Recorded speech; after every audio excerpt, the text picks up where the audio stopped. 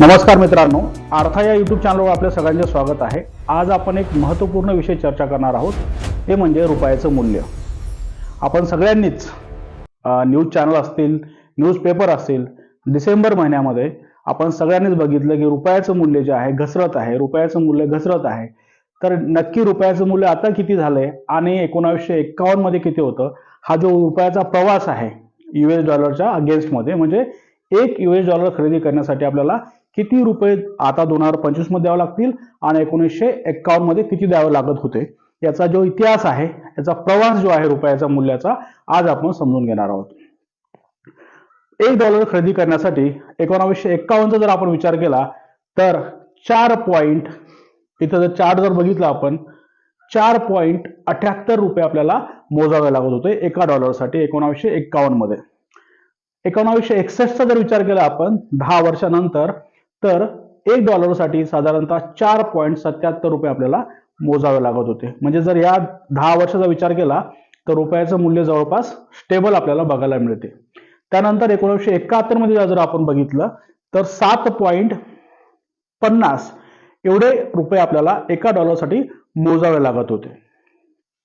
त्यानंतर आणखी 10 वर्षानंतर पुढचा जर विचार केला तर 1981 मध्ये आपल्याला 8.66 रुपये एवढे एका डॉलरसाठी द्यावे लागत होते।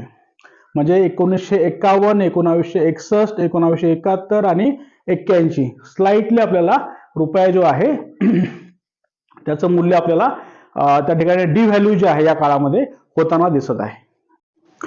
आपण जर बघितलं तर 1981 मध्ये साधारणतः 8.66 रुपये आपल्याला एक डॉलर खरेदी करण्यासाठी द्यावे लागत होते। त्यानंतर पुढे 1991 मध्ये जर बघितलं आपण तर 22.74 रुपये आपल्याला एक डॉलर खरेदी करण्यासाठी द्यावे लागत होते। 1991 चा जर आपण विचार केला तर 1991 मध्ये हा जो काळ आहे हा इकॉनॉमिक क्रायसिसचा काळ आपण याला म्हणतो, ज्या काळामध्ये आपण एलपीजी पॅटर्न जे ते स्वीकारलं होतं।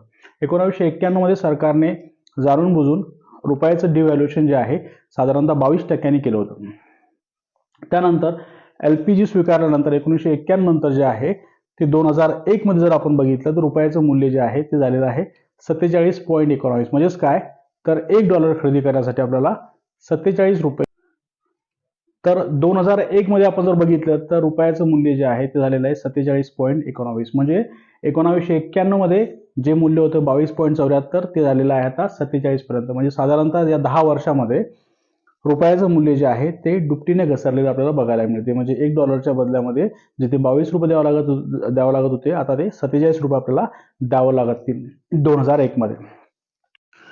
2001 मध्ये 47.19 रुपये असलेलं रुपयाचं मूल्य जे आहे 2011 पर्यंत ते 46.67, म्हणजे जर आपण 1 आणि 2011चा विचार केला तर या 10 वर्षामध्ये जवळपास रुपयाचं मूल्य जे आहे ते स्थिर आपल्याला बघायला मिळते। इव्हन काही प्रमाणामध्ये ॲप्रिसिएशन आपल्याला या डिकेडमध्ये बघायला मिळते। त्यानंतर पुढे जर आपण गेलो 2011 ते 2021, म्हणजे आपला करंट डिकेड जे आहे त्याचा विचार जर केला आपण तर 46.67 वरून रुपया जो आहे तो 74.57 पर्यंत घसरलेला आपल्याला बघायला मिळतो।